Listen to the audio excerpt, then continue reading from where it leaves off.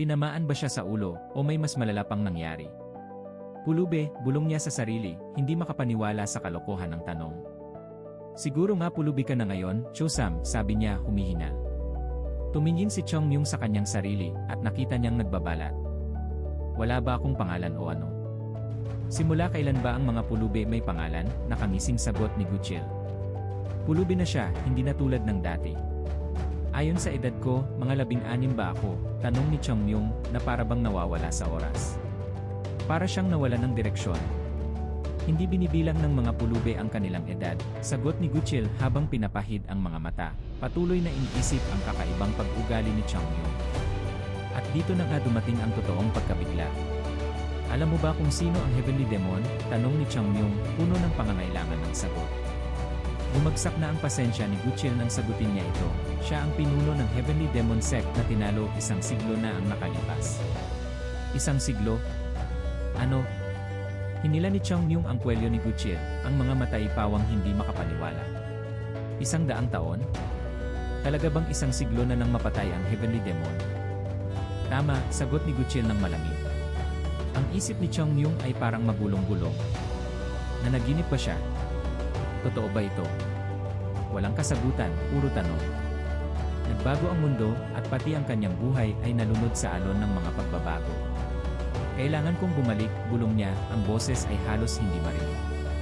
Pero walang aliw ang paligid niya. Ang langit ay malayo at malamig, walang pag-aaliw.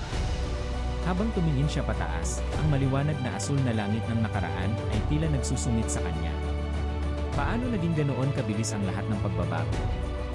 Si Guchil ay nainis at sumagot, hindi ka naman matanda o ano, kaya bakit paulit-ulit mong binabanggit ang parehong bagay? 100 taon na. Patay na ang Heavenly Demon matagal na. Nabigo si Chongyun.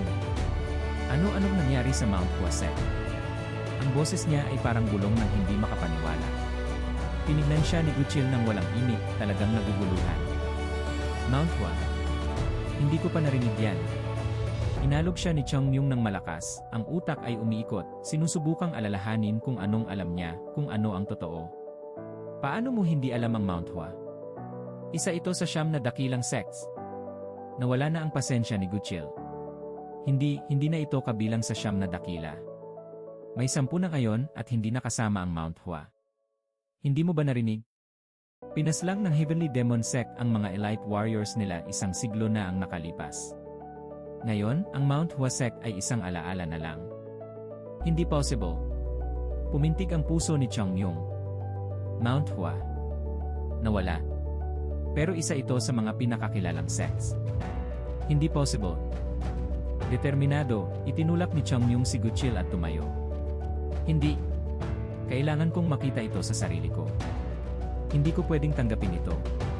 Pinanood siya ni Guchil habang umaalis, ang boses ay puno ng inis at hindi makapaniwala. Kung hindi ka pababalik bago maghapunan, siguradong papatayin ka ni Wang Cho. Huwag mong sayangin ang oras mo sa mga walang kwentang bagay, bumalik ka na sa trabaho.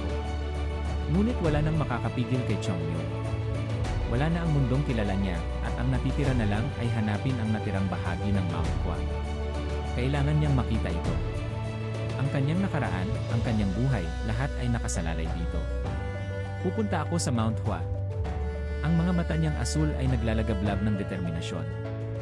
At dito nagsimulang magbukas ang kwento. Ang mga pakpak ng paru-paro sa isang iniisip ay nagpasimula ng isang alon na tataas.